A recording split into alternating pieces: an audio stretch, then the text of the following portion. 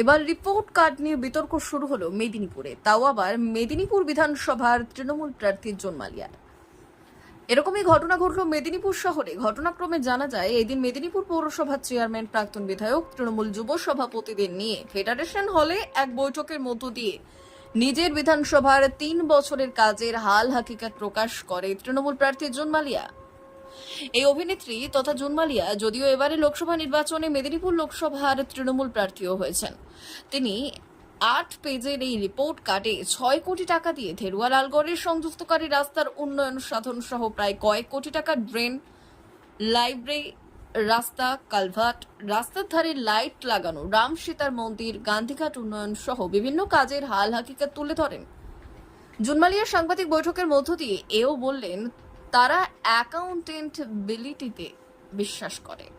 আর এই নিয়ে বিতর্ক শুরু হয়েছে মেদিনীপুরে, কারণ অন্যদিকে বিজেপির অভিযোগ জুন মালিয়া যে রিপোর্ট কার্ড দিয়েছেন তার সম্পূর্ণ ভাওতা এবং অবিশ্বাস্য। বিজেপির বক্তব্য, যেখানে একজন বিধানসভার বিধায়িকা প্রতি বছর ৬০ লক্ষ টাকা করে পান তার এমএলএ কোটায় খরচ করার জন্য, সেখানে তিনি ৩ বছর থেকে কিভাবে ১২ থেকে ১৫ কোটি টাকার খরচের হিসেব দেন। পাশাপাশি তারা এও অভিযোগ করেছেন, তাদের এও অভিযোগ পৌরসভার কাজগুলি বিধায়িকা নিজের কোটার মধ্যে ধরে ফেলেছেন। পাশাপাশি তার কাজের খতিয়ানে ধরে ফেলেছেন মুখ্যমন্ত্রীর প্রকল্পের। মূলত এই লোকসভা ভোটে তারা নিজেদের হার সুনিশ্চিত ভেবে মানুষকে বোকা বানানো এবং ভাঁওতা দেবার জন্য ঢাকঢোল পিটিয়ে এই রিপোর্ট কার্ড প্রকাশ করেছেন। আমরা এই ঘটনায় তীব্র প্রতিবাদ জানাচ্ছি এবং ধিক্কার জানাচ্ছি মেদিনীপুরের বিধায়িকাকে। জানিয়ে রাখি, মানুষকে ধোঁকা দেওয়া একটা রিপোর্ট কার্ড পেশ করা হয়েছে। তার আগে বলি যে আমরা ১ বছর আগে মাননীয় দিলীপ ঘোষ তার ৫ বছরে এমপি ল্যাডের টাকায় কি করেছেন সেই রিপোর্ট কার্ড ফ্লেক্স আকারে ৭টা বিধানসভায় টাঙিয়ে দিয়েছিলাম। আর জুন মালিয়াকে টাঙানোর জন্য ভোটের ১০ দিন আগে পর্যন্ত অপেক্ষা করতে হলো। সন্দেহটা তো এখানে, আসলে উনি কোনো কাজই করেন, উনি বুঝতে পেরেছেন হেরে যাবেন। আর দিলীপ ঘোষের কাজের কাছে যে ওর কাজ কোনো পাত্তাই পাবে না, তাই উনি পরিকল্পনা করে কিছু নেতাকে দিয়ে একটা মিথ্যা, একটা ভাঁওতাবাজির রিপোর্ট কার্ড উনি বানিয়েছেন। সঙ্গে আছে রিপোর্ট কার্ড আমার, ঠিক আছে, যেখানে প্রথমেই আমি একটা ছোট্ট তথ্য দিই। উনি একটা জায়গায় বলেছেন যে ৬ কোটি টাকা ব্যয় করে ধেরুয়া ও লালগড় সংযুক্তকারী রাস্তার উন্নয়ন সাধন। সম্পূর্ণরূপে মিথ্যা, এটা সম্পূর্ণরূপে মিথ্যে। একটা বিধায়ক প্রতি বছরে ৬০ লক্ষ টাকা করে পায়, তাহলে উনি ৩ বছরের বিধায়ক, ৬ × ৩ = ১৮, ১,৮০,০০,০০০ টাকা উনি অ্যালটমেন্ট পেয়েছেন।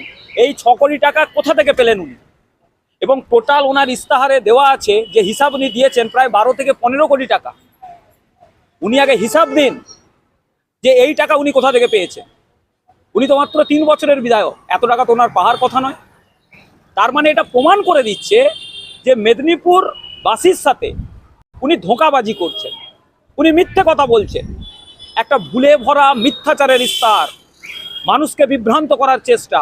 আসলে জুন মালিয়া বুঝতে পেরে গেছেন যে উনি এই ভোটে লক্ষাধিক ভোটে হারবেন।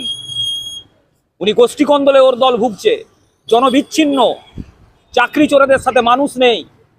তাই আজকে উনি এই মিথ্যা ইস্তাহার পত্রের শরণাপন্ন হয়েছেন, যেটা সম্পূর্ণরূপে ইলেকশন এমসিসি ভায়োলেন্সের জায়গায় পড়ে।